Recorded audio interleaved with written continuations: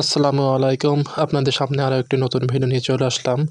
তো আজকে আপনাদেরকে দেখাবো আমাদের সিমের জমিটি। তো দেখতে পাচ্ছেন সিমের গাছগুলো। তো সিমের গাছে অনেক পাতা হয়ে গেছে, এই জন্য ফল এবং ফুল খুব কম আসছে। অতিরিক্ত ডোগা এবং পাতা হয়ে গেছে, গাছগুলো খুব ঘন হয়ে গেছে।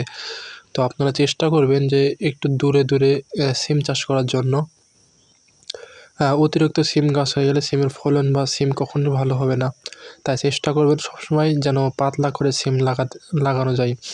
তো দেখুন আমাদের কিছুটা হালকা ফুল এসেছে, যদিও ভিডিওটা বেশ কিছুদিন আগের, আপনাদেরকে ভিডিওটি দিতে পারি নাই।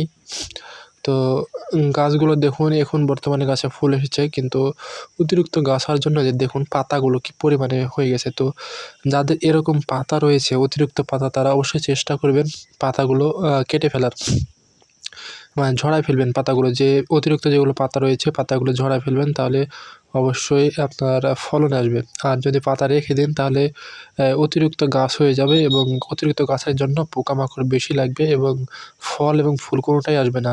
আপনারা জানেন, বিগত কয়েকটি ভিডিওতে আপনাদেরকে জানিয়েছি সিমে সিমে অতিরিক্ত গাছ প্রয়োজন হয় না। খুব অল্প অল্প গাছেই সিম হয়ে যায়। যত অল্প গাছ হবে তত সুন্দরভাবে সিম আটকাবে, ফুল আসবে এবং ফল আসবে। তাই সিম লাগানোর সময় একটু দূরত্ব বজায় রাখবেন এবং দেখুন সিমটাই দূরত্ব বজায় রাখবেন এবং সুন্দরভাবে লাগানোর চেষ্টা করবেন। আর অতিরিক্ত গাছ হয়ে গেলে পাতাগুলো ঝরায় ফেলার চেষ্টা করবেন। আমরা অবশ্যই পাতা ঝরাবো। আর সিম দেখুন হালকা হালকা সিম এসেছে। আর জাত আমরা 3 রকমের জাত চাষ করেছি এখানে। তো অনেক রকম জাত চাষ করেন, এটা আমাদের নিজস্ব বাড়ির জাত।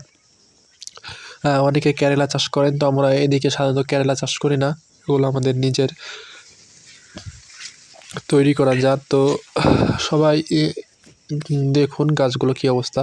আর ফুল এসেছে, হালকা ফুল এসেছে এবং ফলও ধরতে শুরু করেছে। এবং পোকা দেখুন, এই যে এটা হচ্ছে লেদা পোকা, অনেকে বলে ফল ছিদ্রকারী পোকা।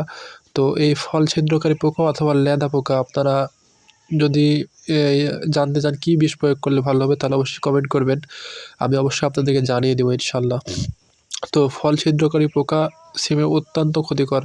তো আপনারা প্রথম থেকে বিষ স্প্রে করবেন, তাহলে এই পোকাটা লাগবে না।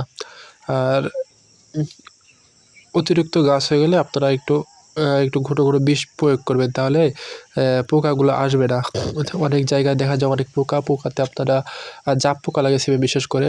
তো জাপ পোকা নির্ধারণের জন্য কিছু বিষ রয়েছে, সেই বিষগুলো প্রয়োগ করবে, তাহলে ভালো হয়ে যাবে ইনশাল্লাহ।